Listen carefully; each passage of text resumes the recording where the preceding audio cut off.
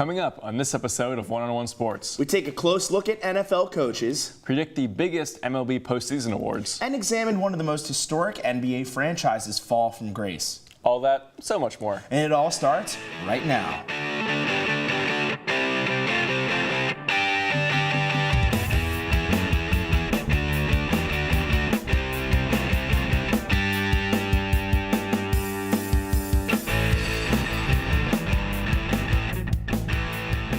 Hello and welcome to this episode of One-on-One Sports. I'm Andrew Vandellis. And I'm Matt Holzappel. Denver Nuggets guard Jamal Murray scored 48 points against the Boston Celtics on Monday night. But as the clock hit zero, Murray fired up a three-pointer in an attempt to get to 50 points. Andrew, is that unsportsmanlike conduct with the game out of reach? Absolutely not. I think, if anything, it's more unsportsmanlike that Kyrie threw the ball after the game ended, after he missed the shot. Listen, Jamal Murray's just trying to get a career milestone, his first 50-point game. 48 points doesn't come around that often, let alone 50. And how is he supposed to get the game ball after Kyrie launched it? I know it's a little bit of a joke. I completely disagree. Really? And first of all, Mike Malone, his head coach, said this is bad. Jamal Murray, after the game himself, said I shouldn't have done it. This is plain basketball etiquette. They're up 115, 107. The game is completely in hand. There's no reason to shoot that ball. Haven't we seen much worse, though? Yes, over I'm not saying we haven't, but this is not basketball etiquette. There's rules in the NBA, and now Jamal Murray has a target on his back next time they play the Celtics because everyone will remember this moment. I disagree, though. I just think he's trying to reach a career milestone. We've seen people fire up last-second garbage time shots just to cover a spread. Who knows? But how's this any different? That's the thing. Jamal Murray isn't in the wrong for this, I don't think. This is different because he shot it purely because he wanted to get to 50. And now I'll get to his credit. If you don't let this happen, if you're the Celtics, don't go up the first 48 points. But still, don't shoot the shot, Jamal Murray. I just think it was all fun and games. He wanted to get a career milestone. That's true. All. Yeah. In the end of October, Maryland decided to reinstate coach DJ Durkin to the football staff after being accused of the death of player Jordan McNair. But they ended up firing Durkin one day later. Matt, why hire him if you're just going to fire him? It honestly is a lack of communication and honestly a rift in the school.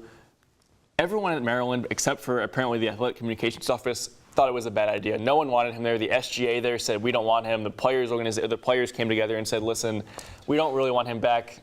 I don't know why That's they did my this. thing. I think they messed up by reinstating him. They immediately recognized that everything about this situation has been leaving people in the dark. I mean, you have the president who's going to resign and retire in June. Matt Canada, the interim head coach, now has no idea what to do. And players are starting to transfer now that Durkin is gone. That's the biggest thing. And as you mentioned, it's a giant lack of communication, and it just shows how much the UMD is in shambles. It turned into a PR blunder. The only positive out of this is that they're already 5-3, just need one more win to be bowl eligible. Maryland's got a lot of problems in their football program. It's going to be a hard thing to wipe off. That's all it is. Absolutely. WNBA players have announced that they will be opting out of their current collective bargaining agreement. The opt-out will not affect the 2019 season, but a new deal will have to be reached prior to the start of the 2020 season. And what do the players hope to get accomplished with, opting out? They've been vocal about low pay and sometimes poor working conditions at this point. They want better and equal compensation, as they should. Absolutely. And players have been coming out saying, we just want what we're worth. We want what's right, and this isn't about salaries. It's about small changes that can lead to greater changes. When you think about the average base salary for a WNBA player, $73,000. For the amount that they travel, granted it's not as much as the NBA, but for them to be considered professional athletes and travel as much as they do, $73,000 is barely enough to put food on the table. Absolutely, and you think of the amount they do, it's got to be equal pay. I understand they're not playing the same number of games. There's not as many teams. But they have, for the first few years of their existence, they were at the same growing pace the NBA was when they first started. Now, yes, they have fallen off and they can get back, but it starts with equal pay because that leads to better play. Players are more happier, they perform better on the court. I think they got a checkmate here, too, with the WNBA, because they could always go to Europe or China, where they can make up to $500,000 instead of scraping for a salary. But I love how they just, pushed it to the side, said, the ball's in your court. And the reason NBA players don't go to Europe because they make more in the NBA. But like you said, in the WNBA, that's not happening. It's a reverse. So why would they not go there if they're making more money to play the same game? If they leave for international play, the WNBA is just going to suffer. But I'm glad that the Players Union kind of put them in this spot. There's no one to blame but themselves if that happens. Exactly. Following a 34-3 loss to the San Francisco 49ers, Oakland Raiders coach John Gruden said that the Raiders are building a championship team. Matt, what is John Gruden talking about? I'm sorry. I can't even keep it with a straight face, Is he building it with Legos in his office? Come on, look at the team. This is the team that just lost 34-3 to the Niners. The San Francisco 49ers, who had one win. Who's that quarterback? Nick Mullins? Who is Nick Mullins? Is it what, Southern Mississippi State Eagles? Yeah. I don't know. But so I wrote down, I don't even need notes for this because all they're doing is tanking. I get it. You get so many first-round picks, you don't even know what to do with them. John Gruden did not build what was in Tampa Bay, if you think about it. Absolutely that not, was Tony Dungy. You think he's really going to build it with the talent there? You have Marshawn Lynch, who's hurt. Derek Carr has regressed more than any quarterback in the National Football League. I don't know what they're talking about because they went from a potential Super Bowl threat to a team that is at the bottom of the barrel for the NFL. You mentioned how it wasn't really John Gruden, Tampa Bay. I also watched the Undisputed Clip. You're right. The only thing I can say is that he has the first-round draft picks. Maybe in the future he's building a championship team. Maybe in the future. No. I mean, 2019's still a long way away. But I think John Gruden is smarter than we give him credit for, though. You know, waited to build his brand up, you know, get that lucrative contract. But it's not showing here by saying that he's going to build a championship team. Khalil Mack, what does he have? Amari Cooper. Apparently everyone, Derek Carr is apparently now unpopular in the locker room. Jalen Richard must be a hot commodity in the NFL nowadays. That's all I got to say. I have no idea what he's talking about. Well, that's all the time we have for the quick hitters. When we come back, I'll be joined by David and Josh to discuss NFL coaches. Coaches may not be directly playing in the game, but they do have a huge impact on the outcome. Some coaches are under great pressure, while others cannot figure out how to lace up their football cleats.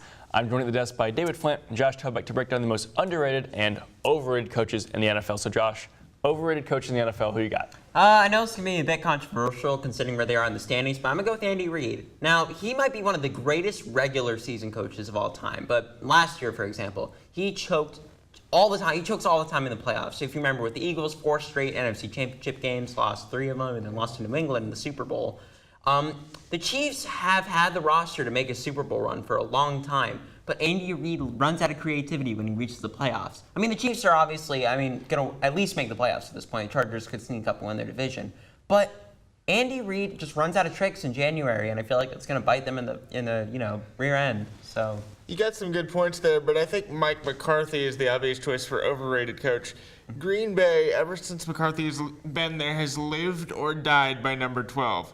You saw when Aaron Rodgers got hurt with that shoulder, the Packers just tanked. They had nothing they could do. They had no answer. And when Rodgers is on, Green Bay wins. When Rodgers is off, they don't. That's on McCarthy for not developing, not strategizing, not adapting to when their superstar goes down. That's also up to the GMs for not providing support for Aaron Rodgers. Like, name a big free agent signing other than Jimmy Graham in the past 5 years. Exactly. But that's also part of the head coach's duty is who do you persuade the ownership and the general manager to try and go get? It almost seems like kind of wasting Aaron Rodgers' prime, which is unfortunate. David, who's your most underrated NFL coach? Mike Tomlin. Okay. And I say that not because of so much the on-field records, which have been good, but the resiliency of that team and being able to keep the focus on records and getting performance on the field. Obviously, this year, Pittsburgh has the Le'Veon Bell mess that we don't know if that's ever going to be fixed. I mean, they're still doing well, though. Exactly. And that's credit to Tomlin. They had a tough start, played to a tie, and had to really struggle, but they're over 500 again. They're looking like they're going to win the AFC North again. So being able to get past all that and just focus on the wins and the losses, being able to get wins no matter who's really running the ship, that's a big credit to Mike Tomlin. Who's your most underrated coach? I mean, I was going to mention Mike Tomlin's probably a Hall of Famer, though. 2 Super Bowl appearances, being able to keep that Steelers team afloat. But I'm going to go with Sean Payton, someone who's kept the Saints relevant for the past 13 years. I mean, here's a guy who basically got Drew Brees in his first year and has basically made them a contender every year. Won a Super Bowl, probably going to make it to another one. He was one missed play away, one missed tackle away from demolishing the Eagles and making a Super Bowl run last year. So the fact that Sean Payton's been able to build through the draft, like 2017's draft is one of the best drafts in recent memory. The fact that he's taking risks by trading star players like Brendan Cooks and getting rid of Jimmy Graham. I mean, these are trades and releases that players would never make. But right, so that Brees-Payton relationship is one of the best in football up there, Absolutely. I think, with Brady and Belichick. Mm-hmm. Last question, Josh. Coach should be fired. Who should be fired? No brainer. Jason Garrett. Guy is basically a puppet for Jerry Jones, in my opinion. I mean, he's the second longest running coach in Cowboys history behind Tom Landry, and he has one playoff win to show for it. I mean, and that one playoff win has an asterisk behind it. I mean, it's ridiculous how mediocre the Cowboys are Cowboys year in and year struggling. out. David, who should be I fired? have to agree with that, but Marvin Lewis. Absolutely. What in the world does Mike Brown see in Marvin Lewis that hasn't led him to fire him, I don't know, in about 2009 when he should have been? He's been there since 2003 and has never made it past the wild card round Never of won the a playoffs. playoff game. What in the world are the Bengals waiting on? They're waiting on something, and Marvin Lewis in playoffs, that's not a good relationship. We know that for sure. But that's all the time we have for the Gridiron. When we come back, Andrew will be discussing the biggest MLB postseason awards.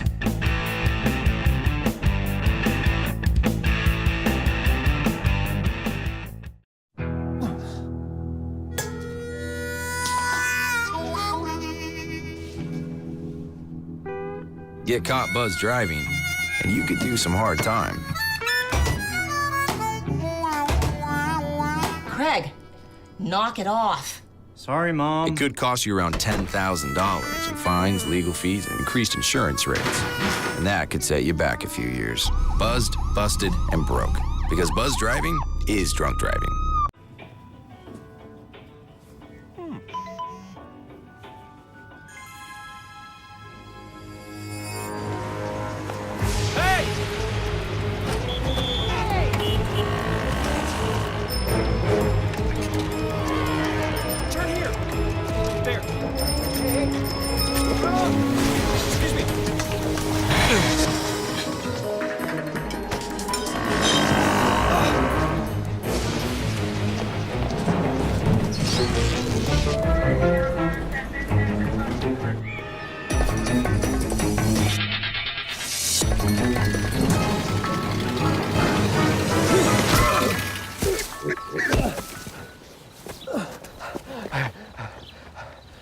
So, same time next week? Well, of course. Put away a few bucks, feel like $1 million. For free tips to help you save, go to Feed the Pig. All right. I know this isn't any fun to talk about, but we should. Okay, so who's gonna do what?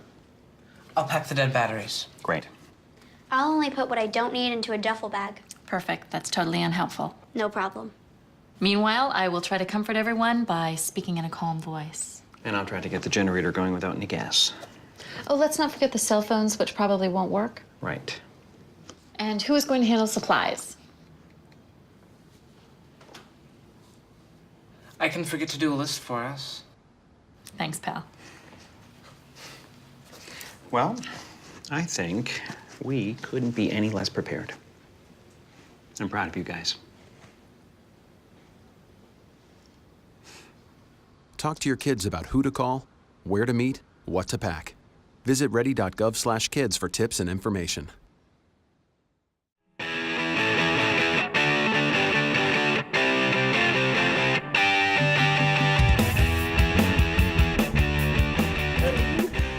The baseball season is officially over, but award season is underway. I'm joined by Evan Piercy to discuss the biggest MLB awards yet to be announced. So, Evan, we'll start with Rookie of the Year. Yeah, so I'm going to start in the National League. Ronald Acuna for the Braves, 293 batting average, 26 home runs. And the biggest thing for me, the playoff series against the Dodgers, the huge grand slam that he hit in Atlanta, I was watching that live, huge thing, and I honestly think he deserves it. He was a catalyst for the Braves. Going over to the American League, we have Miguel Andujar for the Yankees. For this, Joe DiMaggio, who? This guy, 297 batting average, 27 home runs, and a rookie record 47 doubles, shattering DiMaggio's record of 45. That's more doubles than some guys have walks. Just to put it in perspective, Acuna only drew 45 walks on the season, and Duar had 47 doubles. He was huge for the Yankees. Nobody saw this coming, and I think he's running away with the Rookie of the Year for the American League. So what about Managers of the Year for the NL and the AL? The Manager of the Year, starting in the NL, Craig Counsell with the Brewers. The Brewers made the huge offseason moves, getting Lorenzo Cain, getting Christian Yelich, but this was their first time they were in the playoffs and won a game since 2011. Prior to that, they were in, I believe, 2008, and then prior to that was when they were in World Series in the 1980s. So the Brewers had long been in a playoff drought, so this was a big year for them. Made it one game away from the World Series. I think he deserves it. One game right there. Couldn't quite get it done. Also made big moves in the regular season as well, showing their worth as well. Yeah. For the American League, I don't think there's really much debate around this. I think Bob Melvin and the A's. The A's weren't even supposed to be in the playoffs. Best record in the second half of baseball. Blew everyone out of the water. It just so happened that they're in the American League. You have the Red Sox, the Yankees, the Astros, all with 100 wins. You're stuck there looking on the outside in.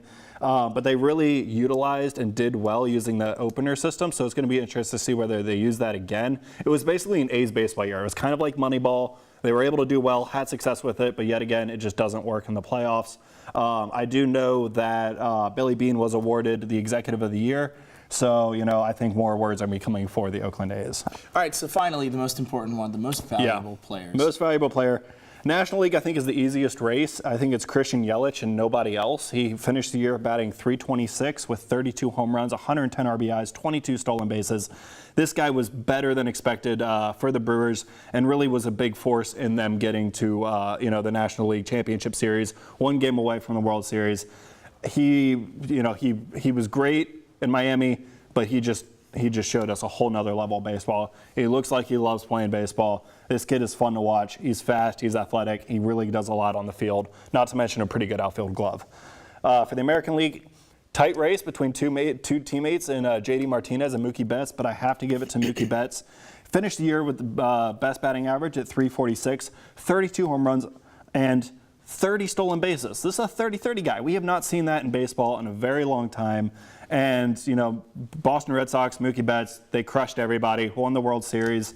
So my hat's off to them. And, to have a guy at the top of your order that's hitting with that average, that amount of power, and getting that many stolen bases, putting himself in scoring position for J.D. Martinez, it was incredible to watch. Great year by him. The biggest thing for the Red Sox is, are they going to be able to continue this? So. Yeah, got the Boston Dynasty is back, but that's all the time we have for this MLB Awards segment. When we come back, Matt will be breaking down the state of the New York Knicks.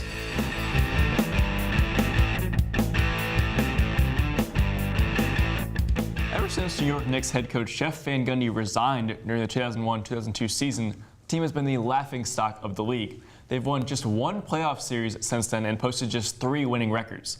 With the hires of GM Scott Perry and President of Basketball Operations Steve Mills, it seems like the Knicks may finally be back on track. So guys, the Knicks are looking a little better this year. Who is the most promising young player on the Knicks squad? Brad, we'll start with you. So I think it's got to be Frank Ntilikina. When he was in the draft a couple years ago, I said that I'd rather have Frank than De'Aaron Fox or Dennis Smith, and I still stand by that. He's a guy who can be a big point guard, who can distribute well in a pick and roll, or can be a defensive dynamo who will make an all-NBA defensive team and as his career goes on. He's going to make an all-defensive team. Yes, and he Last can guard season, the his one. rookie season, I'm supporting him here. I agree with you. It's Frank Ntilikina. Frank is only 20 years old. He's younger than most of the players in this most recent draft. Yeah. Last season, he ranked first in pick and roll defense.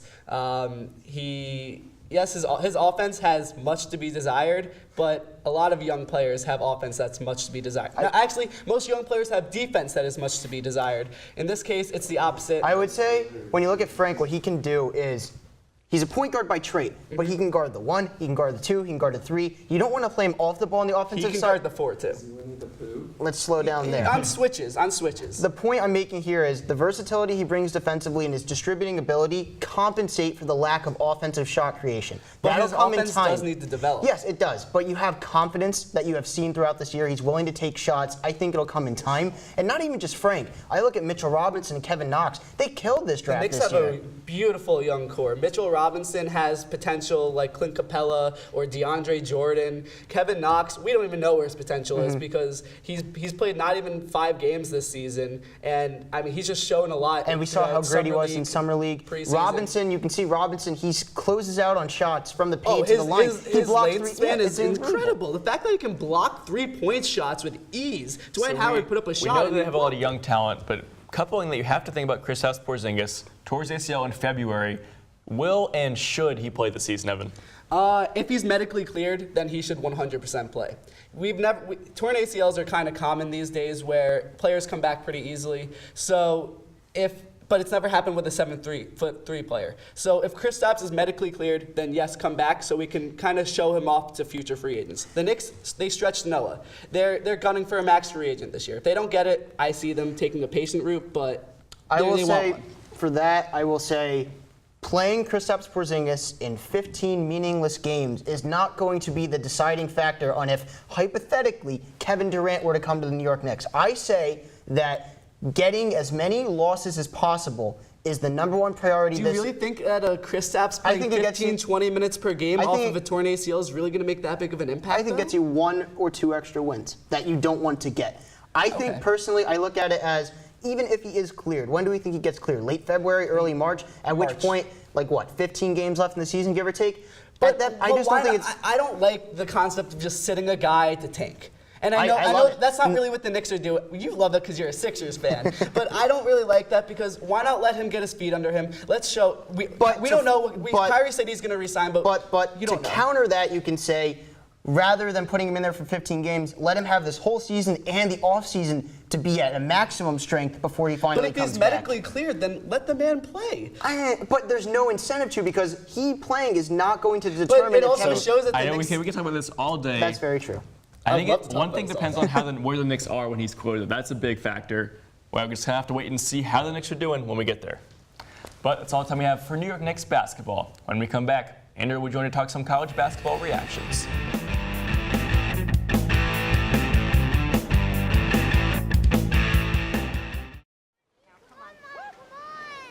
I know, 2 seconds. Hang on, just stand still. Stand still.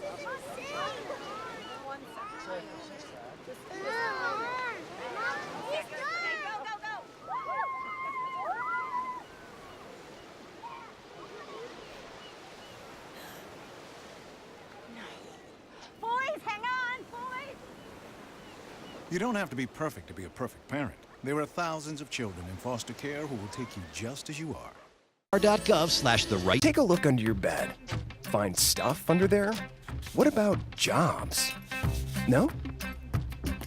Now try your closet. Still no jobs, just more stuff? Well, you really have both. See, stuff is defined as household articles considered as a group.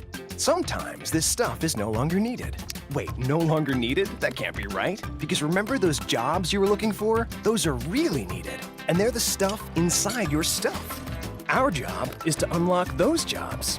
And it starts when you donate your stuff to your local Goodwill. Here's how we do it. When you donate to Goodwill, we sell your stuff to provide job training for people right here in your community. So just by teaming up with Goodwill, you help create jobs. And isn't that worth parting with the leftover keytar from your 80s cover band? Goodwill. Donate stuff, create jobs.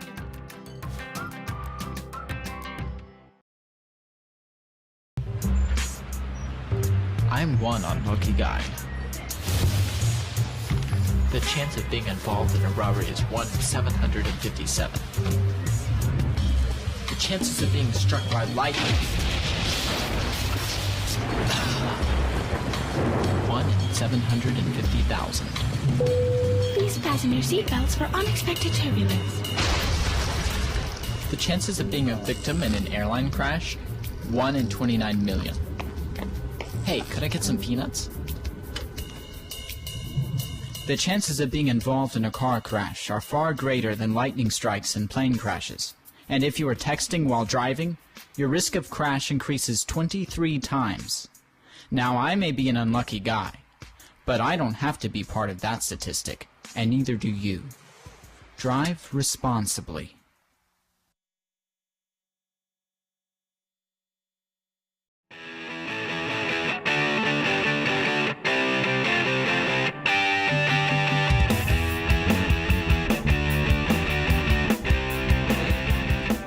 The 4 best words in sports. College basketball is back, and man, what a way to kick off the 2018-2019 season. I'm now joined at the desk by Ennis Warlick to offer his reactions to the opening games of the season. So, Ennis, there were a lot of questions surrounding Kansas being the #1 team in the country, but they looked the part. A 91-87 victory over Michigan State. Do you agree with Kansas being the #1 team? I don't, but I do want to start off by saying that Kansas is a very good team. They boast a very sound basketball team. I mean, this is a Kansas Jayhawk team that has a great rim protector in Udoka. Dietrich Lawson, also a great player. But I just don't see them as the #1 team. Michigan State's also a great team, too. And this was a great win, but I just don't see them as that #1 team. Gotcha. And we'll talk about Duke's freshman class. They came in as the best in the country. On Tuesday night, they demolished Kentucky by 34 points. #2 Kentucky, nevertheless. How big of a statement was this for Duke, and how worried should the rest of college basketball So be? let me tell you a little bit of a story. Go ahead. I'm ready. So when I was little, I used to play 2K. Okay. And I used to play 2K by myself. And I would plug in, this was before I knew what game sliders were, and I used to plug in another controller and just let it play. Just let it have like violations, like let it do like the computer do stupid stuff, and then I would just demolish the computer. This was like kind of like that. Yeah. It was just a bloodbath. It was awful. Duke is absolutely the #1 team in the nation, and they showed that. Kentucky is a very good team, and this is a John Calipari team. I mean, they're going to come out and play, but they didn't. Duke had their way with them. Zion Williamson played great. R.J. Barrett played great. Trey Jones played great. I mean, everyone. It was some of these plays just look like a complete cheat code. Did you see the play Zion Williamson the backspin? The backspin down That and then the was right- layup and the dunk. That was right and then after he just Zion doing ripped his it. thing. Zion doing his thing that we all expected. Duke is certainly someone to be ridiculous. reckoned with. So as the college basketball season continues, what are you looking the most forward to seeing? It's this Duke Blue Devil team. This is coming from a UNC fan. This is far and away the best team in the nation. They're showing it, and they're going to be exciting. This is just a great young basketball team, but they also have a lot of veterans too. Marquise Bolden, Jack White coming off the bench had 7 rebounds. He played great in that game. This is a very good team, and they're going to be exciting to watch. Do you think there's anyone remotely close to the level that Duke could be playing at by the end of the year? Kansas, I think Kansas is the second best team in the nation. But other than that, I don't see them beating Duke. I mean, do you?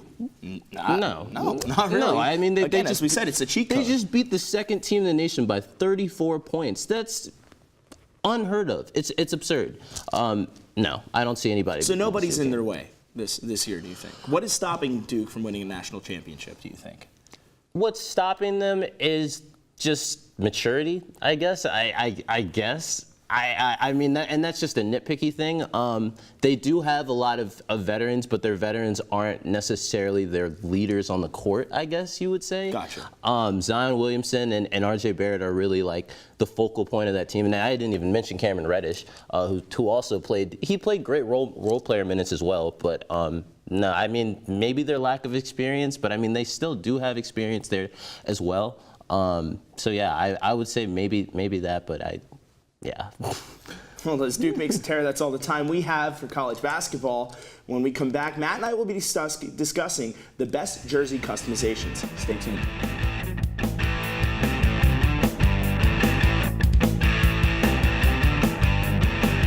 In recent years, teams and companies have come together to release special customized jerseys to be highlighted on a few nights throughout the season. Matt, what is your favorite alternate jersey out there? I mean, it's far and away has to be the Miami Vice jerseys. They just came out with a new one, actually. It's black, so they got the pink, the blue. You're bringing together a whole city. The neon pink, the neon blue. And now they have a court to go with it. Oh my God! I know you're fangirling because it's your Miami. It's tonight too. As we're filming this, it's tonight. I'm gonna go to the Washington Capitals 2015 Winter Classic jersey. You've got the 2011 White Winter Classic, which is amazing, and the retro mid-90s to mid-2000s black options as well. But the 2015s feels like a throwback to a jersey you might have seen before, but it's never existed. How did they one-up the 2011 white jerseys with the W on the front of it, making it so fresh? I just loved it. It was just such a classic retro jersey, and it's ironic because it had never showed up in the Capitals' history before, but it left an impact. I guess and it's there's a reason already they're Stanley historic. Cup champions. One thing I love about both these is that they're so rare. They don't wear them often, and that's what makes them special because they're so rare. And the special occasions they do wear them, everyone goes crazy. Well, that's why they're called an alternate jersey, I guess. Absolutely, yeah. Well, that's all the time we have for this episode of One-on-One Sports. A huge thank you goes to all of our producers, crew, talent, and of course you, the viewer, for tuning in. If you liked what you saw and you want to see more, be sure to check us out on Facebook, Twitter, Instagram, and YouTube, all at One-on-One Sports. It's all from us here in the studio. So until next time, whose side are you on?